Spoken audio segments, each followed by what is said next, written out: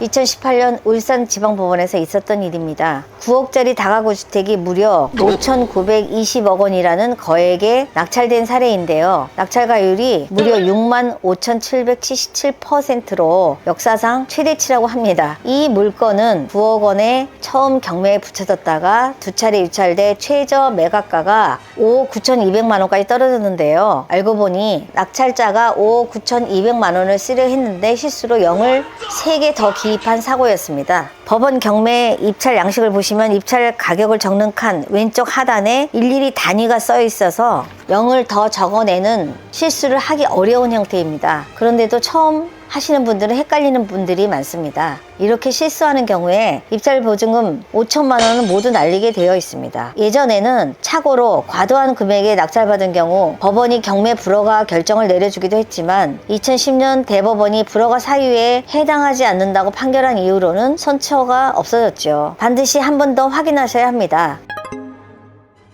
경매를 낙찰받으면 80에서 90%는 당연히 대출이 나온다고 생각하시는 분들이 많습니다. 그러나 막상 은행에 갔더니 내 신용 등급이 낮아서 대출 금액이 생각보다 나오지 않는 경우도 있고 등기부 등본상 임차인의 우선 변제권이 적용되어 대출액이 낮아질 수도 또는 아예 받지 못할 수도 있습니다. 낙찰 허가로부터 잔금까지 한 달이란 기간이 있지만 자금이 막혀 잔금을 구하지 못하면 경매는 당연히 유찰되고 이때 보증금은 10%는 날리게 되겠죠. 담보대출이 어떻게 이루어지는지만 안다면 은행에서 대출할 때 예상보다 금액이 적어서 당황하는 상황을 막을 수 있습니다. 지금부터는 부동산 담보대출 금액이 정해지는 대출 원리에 대해 간단하게 알려드릴게요. 아래 이 공식만 잘 아시면 됩니다. 물건의 시세, 즉 감정가죠. 곱하기 담보 인정 비율 LTV라고 합니다. 선순위 금액을 뺍니다. 그러면 대출 가능 금액이 나오고요. 물건의 시세는 부동산 중에 아파트를 담보로 한다면 KB 시세 등을 통해 물건의 가격을 확인합니다. 토지나 상가 같은 경우에는 물건이 아파트처럼 가격이 일률적으로 정해지지 않기에 감정평가사에게 의뢰하거나 은행 자체적으로 감정을 해서 물건의 감정 가격을 산출하게 됩니다. 그러나 은행에서 판단하는 물건의 가격은 내가 거래한 매매가와 차이가 있어 주의해야 합니다. 매매가는 시장 상황이 좋으면 금액이 올라가는데 은행은 가격 급등 같은 때에도 좀 더 보수적으로 판단하는 경향이 있습니다. 예시로 만약 내가 낙찰받은 아파트 시세를 봤는데 한 달 사이에 1억 이상 올랐다고 해보겠습니다. 하지만 KB 시세는 몇 개월간의 과거 평균치도 반영하다 보니 변동이 없거나 상승폭이 작습니다. 그럼 대출 가능 금액이 실거래가보다 작아지니까 대출 받기가 힘들어지는 거죠. 담보 인정 비율은 자산의 담보가치 대비 대출 금액의 비율을 의미합니다. 대출해주는 금융기관은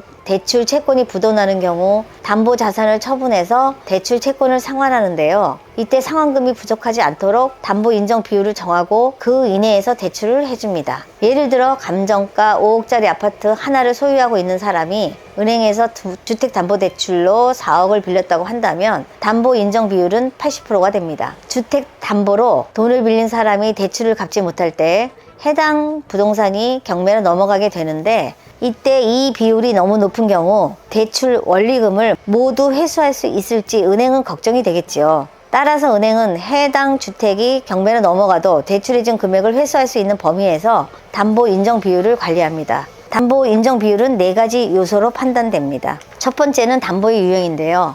안전자산에 가까울수록 가치 변동이 적기 때문에 비율을 높게 적용받을 수 있습니다. 두 번째, 담보의 가치입니다. 시장에서 형성되는 가치인데요. 시장 거래가가 높을수록 금융기관은 가치가 높다라고 보기 때문입니다. 세 번째는 대출 정책입니다. 각 금융기관마다 대출 위험을 관리하는 방법이 다르기 때문에 그 정책에 따라 달라질 수 있습니다. 마지막은 대출하려는 사람의 신용도입니다. 신용 등급이 높을수록 더 높은 담보 인정 비율을 제공받을 수 있습니다. 우리도 누구한테 돈을 빌려줄 때 신뢰 없는 사람이면 돈 빌려주기 싫잖아요.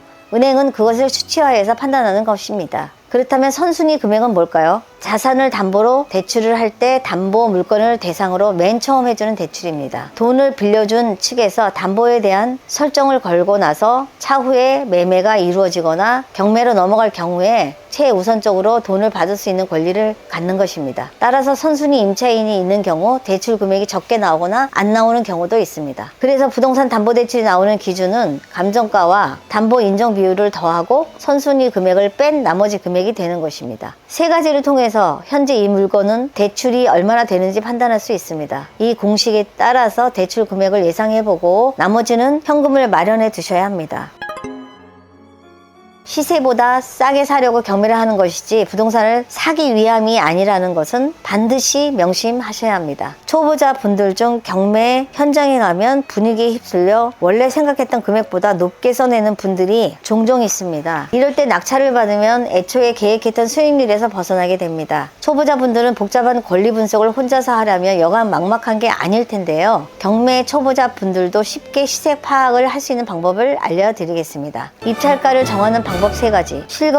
실거래가의 데이터가 많을수록 시세를 파악하기가 쉽고 결과를 믿을 수 있죠. 이례적인 한두 건의 높은 금액 또는 저렴한 금액으로 거래가 되었다면 그것은 신뢰하기가 어렵습니다. 실거래가가 많은 물건일수록 정확한 거래 금액을 알 수 있습니다. 전세 및 월세 가격, 전세로 실투자금을 낮추거나 월세를 주게 되면 대출 이자를 충당할 수 있으니 현재 전월세 가격도 굉장히 중요합니다. 그 물건 주변에 있는 부동산에 직접 방문해서 정보를 알아보시는 게 가장 정확합니다. 금매가. 초보라면 금매가보다 싸게 사는 것이 가장 안전한 투자 방법인데요. 현재 시장에 나온 거래 가능한 매물 중 최저가의 시세를 알고 있으면 입찰가를 잡기가 수월합니다. 이렇게 3가지를 통해 입찰 금액을 선정할 수 있습니다. 미래에 내가 생각하는 수익률만 계산하는 것보다 현재 진행되는 실거래가를 보면서 입찰 금액을 정하는 것이 손해없는 투자를 할 수 있겠다 하겠습니다. 여러분, 경매가 저렴한 이유가 뭘까요? 바로 사연이 있는 물건이기 때문입니다. 복잡하게 얽혀있는 권리 관계를 풀어가야 하는 부동산이니 저렴한 것이지만 이런 숙제를 제대로 풀지 못한다면 리스크는 더 커질 수 있으니 꼼꼼히 알아보시길 바라겠습니다. 만약 좋은 물건을 발견했는데 이게 정말 내가 생각하는 수익률이 나올 수 있을까 헷갈리거나 고민이 된다면 아래 댓글로